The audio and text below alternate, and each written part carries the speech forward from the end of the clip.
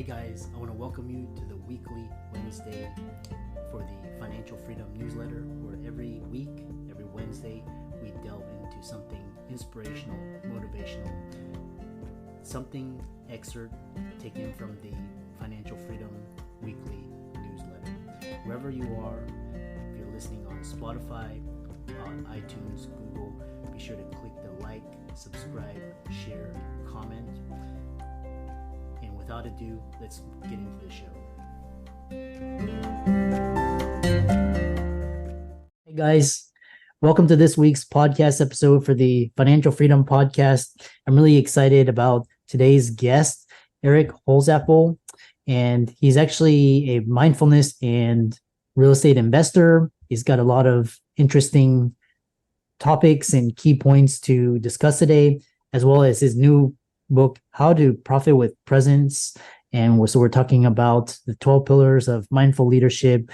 It's going to be a fascinating discussion. I'm always interested in people that have doing different things. So Eric, welcome. Welcome. Thank you, Chris. Thanks for having me.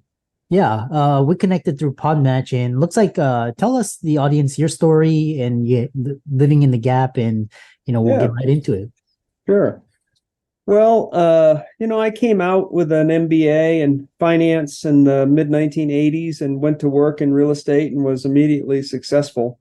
Within a couple of years, I was the manager and then CEO of an Australian division, ran North American division for an Australian group, and really was a walking boarding pass. Moved to LA and managed office in Denver, New Jersey, traveled all over Western Canada, reported to the UK and Australia.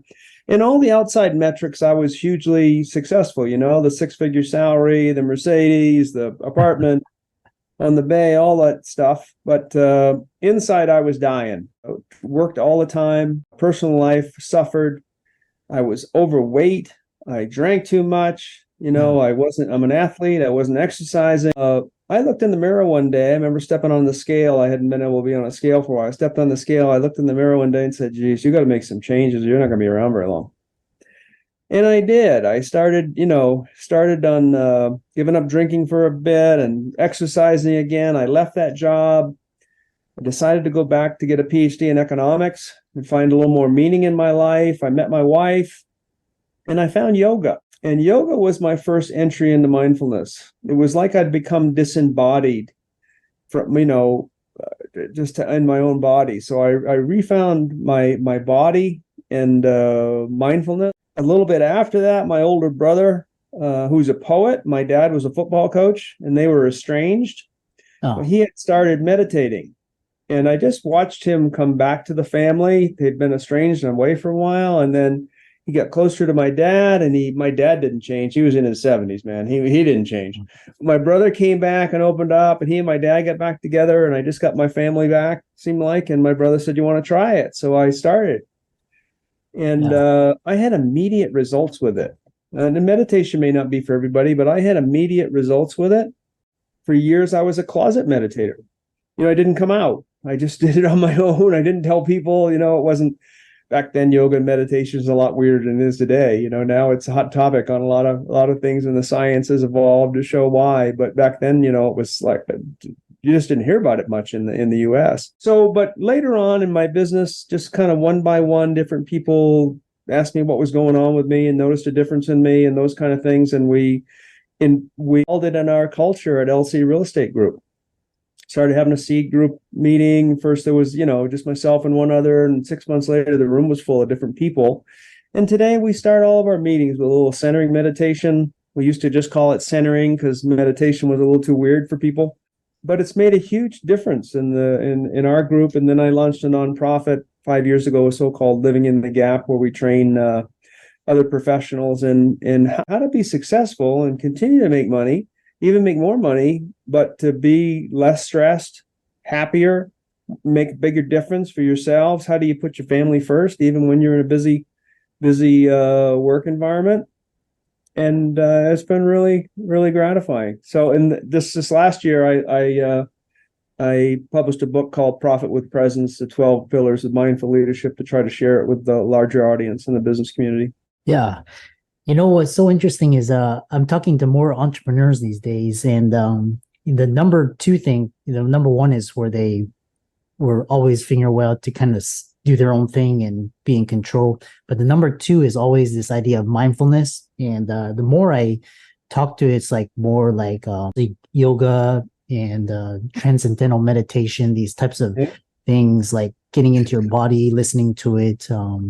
It's so key and so important. So yeah, basically what I love is, this idea where, everything on the outside, but then inside you're dying. Yeah, I'm sure most people can resonate with that. And yeah, a lot can. Yeah.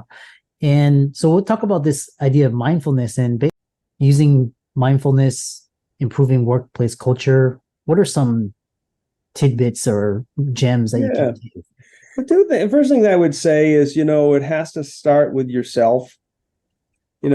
It's a lot of times people in business or management go, oh yes, these people, they should be doing this. But I find that it's a personal journey. It's not something to force on, it's an individual choice and not something to force on other people. But the amazing thing is, like my brother Bruce, when he changed, the world changed. One person changed and it changes the world. So everybody doesn't have to do it. You doing it can make a huge difference. Now, whether like in my case, a lot of people saw I was a pretty hard driving son of a gun, and I still am. I still have a lot of those attributes. I mean, I don't mess around in business, but a lot of people saw change in me and said, what are you doing? So that may happen for you. And you may, there may be a time when you say to share it, but mostly it's a self journey. And the other thing is that it takes a lot less to get started, and it's a lot shorter. Like we suggest people start with 2 minutes of meditation. A lot of times people start with too much, and our minds are so busy that we go in there and we try to go for 15 or 20 minutes. Like transcendental meditations, 20 minutes 2 times a day, and that's a great place to get to. I've been meditating 30 years or so, and I do 20-minute meditation. That's my standard. Some days a little less. Sometimes I get to do a little more, but that's my standard. And there's so many other ways to practice, like a mindful walk.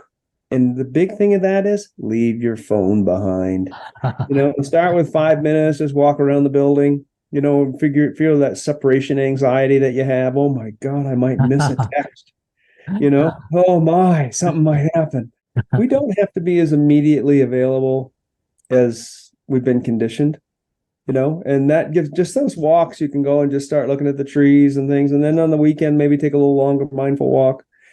Same with when you're eating, just try to stop doing it, reading the paper and having, on your phone and those kind of things, and just start being a little more intentional and mindful. Can really change. The big thing is, people think that mindfulness is woo-woo. So many business people. I say, the world is distracted, divided, unable to make progress in some key areas that are so important. That to me is woo-woo. Mindfulness, if I boil it down to one word, is focus. Ability to focus on what I choose to focus on to the exclusion of all else for that period of time. We can multitask. We just can't pay attention to everything. I mean, our bodies are phenomenal. We can do things we don't even, know we're doing them. We're habitual creatures. We just do the next thing. But so what we train people to do, and what I train myself to do, is when I'm at work, focus on work. And when I go home, leave work behind, I focus on, my family. And that starts with go home, put my phone in the holster for a little bit of time, and try to be there. And if I can focus, I get so much more done. I can move the world in a few hours a day if I'm paying attention. But if I'm constantly distracted, not listening to people, I'm not productive. It takes longer, and I get home and I'm depleted.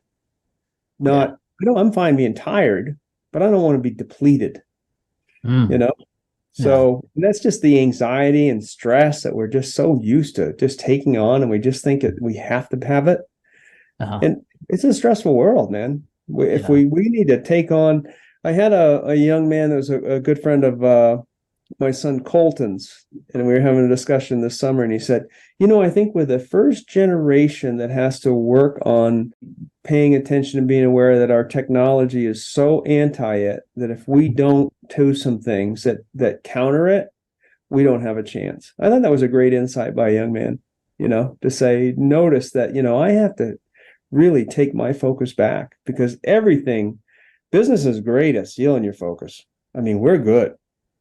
If you want to take it back, you need to, put a stake in the ground. say, no, I'm going to take it back. I have to do some social media. I have to do my emails. I'm not saying you don't have to do some of that stuff, but it doesn't have to be 24/7. Yeah, I love this idea where you're talking about managing energy and keeping your constant state of flow by not being distracted. And what's interesting is, technology is a tool, so we can use technology, but we don't have to be chained by our phones. And, we choose to what we can focus on, which is really hard these days. But which is why I have you on the show is, this idea of getting mindfulness and basically helping. It has so many benefits. One is you talk about is finding purpose in life, and you've had great success in business and finances. So kind of this kind of describe that. Well, the first thing I think is, first of all, how did I come on that is, I taught at the university for 20 years, Colorado State University, mostly seniors, and countless ones come in their last year, and they just say, and I go, why are you here? No idea. Mom and dad said it was business or engineering and they'd pay for it. What are you going to do now? And my advice was, figure out, take a little time. It's not next step isn't mom and dad's, it's yours. And you're going to wake up and you're 50.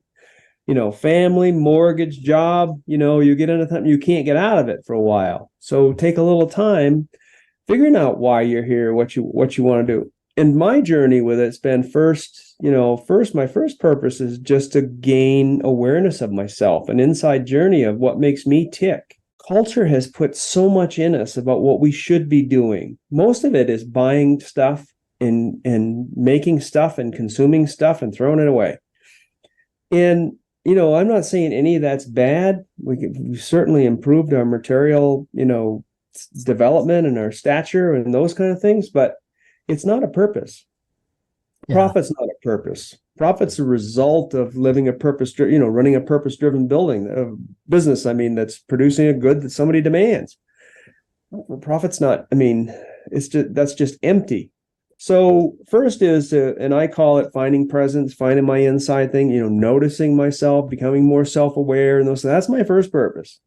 And from there, I can start to find another purpose. Like my purpose now has been to deliver mindfulness to the business community, which I think is a little deficit in it. And I think the business community, if anybody's going to get us out of the jam we're in, the business community, when they say we've had enough, we've had enough of the lobbyists and the politicians going nowhere and wasting all of our time and arguing over things that don't matter or we're never going to agree on. Why don't we compromise? I think the business community are the ones in the end. South Africa with apartheid, they were stuck way worse than we are. And when sanctions came in and the business couldn't run, they told the politicians, enough. We want to make a little money. We want to have our lives, and we'll make some compromises to do that.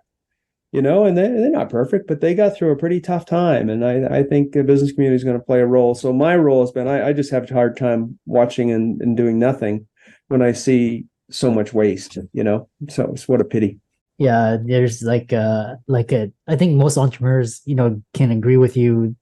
There's a lot of inefficiency and just, the whole system needs updating, and, we're spending all our money on things that are not very productive and just kind of, basically for the corporations and the lobbyists. So you talk about this idea of precession effect. What is that? I have found that whenever I give of myself, good things come back to me. That's just, I noticed, like I went to the university just because I knew I needed to be doing something. I burn up as a businessman because I'm tough. And I just, it was kind of our experience in my 20s that I started, reaching out and giving back. I didn't have a theory. I just knew I had to do something. At first, I didn't even know why I was there. But one of my mentors, Larry Kendall, with ninja selling, I taught with him for 10 years at CSU, and I was just having lunch with him one day. I said, this is what I noticed. I go in and I give myself here. I go to the Housing Authority Board or the Habitat Board, and I do these things. And I notice people just come up to me and offer me business things, even though I'm there to build some houses for people that don't have it. Yeah, they come up and give me opportunities. Or one time I'm at the economic development, I'm the chair of the board, and the guy Ralph Waldo comes up to me and says, hey, Eric, I love what you've done with the university and you're doing here. North Fort Collins needs a developer like you. I'm a real estate developer. And 5 years later, I'm building a King Soopers. I said, what's going on with that? He said, Buckminster Fuller in the 1930s came up with a procession effect. He said, just like honeybees go in, they go in to get honey, to get things to make honey. And the side effect is they pollinate the flowers in the world. The sun pulls the earth to it, the gravitational pull, but the earth doesn't crash in, it goes at a 90-degree angle. The world works at 90-degree angles. And so often we're just trying to take the direct cold calling approach. I advise people, hey, if you're trying to get into business in a community, go join a nonprofit board and try to do well. You'll meet other leaders, and what happens is when they get to know you and see who you really are, and something comes up, it's just a conversation where they say, Chris, do you know about this? Oh, and before you know it, business comes out of it. When you start paying attention to it, the procession effect is everywhere. Just means that it's an indirect effect of giving of yourself. It's gratitude in action. It's your karma.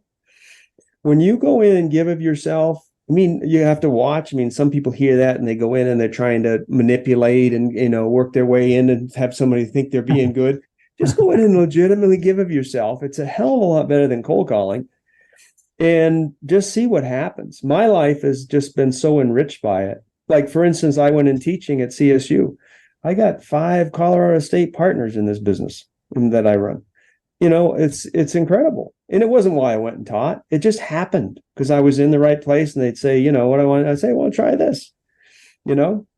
The procession effect is really about gratitude and service, and that it's not just altruistic, it's also part of a sound business strategy. That business and service, also is, particularly in real estate and most businesses, you're as good as your community is. Some people have international community or national, or, real estate's a little more localized, but the better my community is, the better my investments are. So what better way than to, invest in my community? Interesting.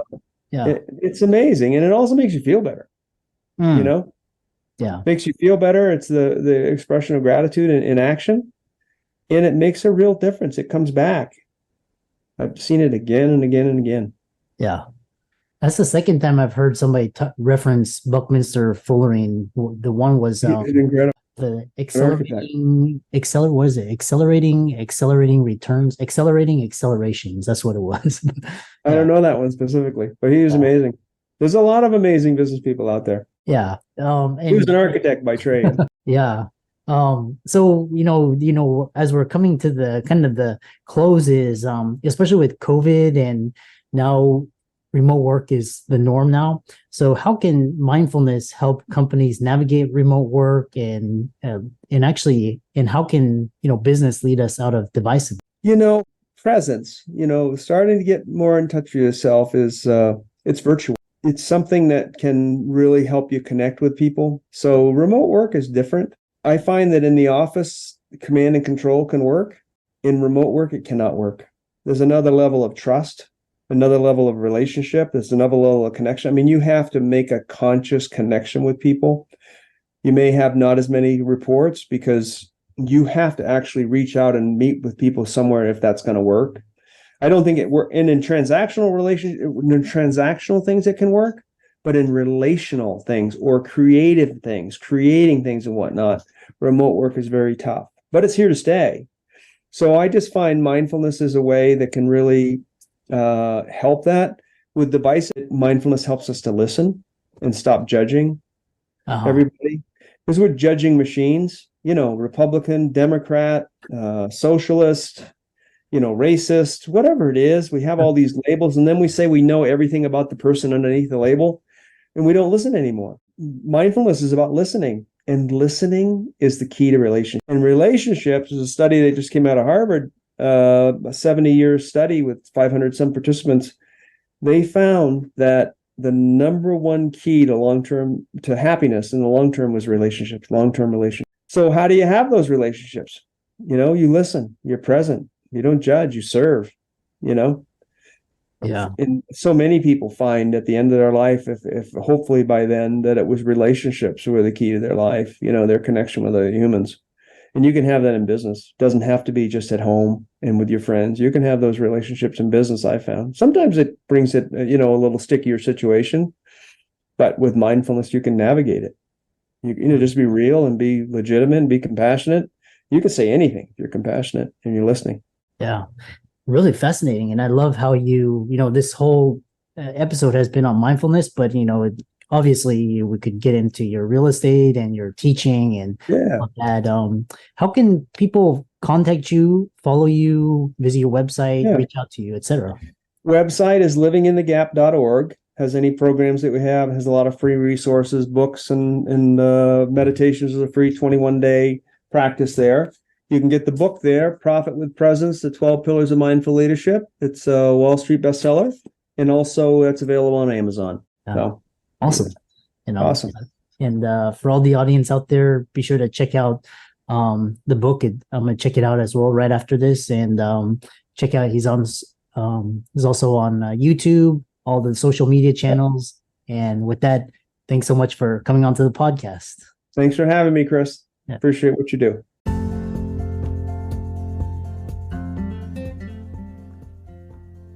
I hope you really enjoyed that wonderful, inspirational, motivational piece.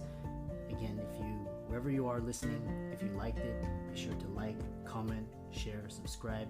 We're on everywhere: Spotify, iTunes, Google, Amazon, Audible. And without much ado, be sure to thank this show's sponsors, and we'll see you next week.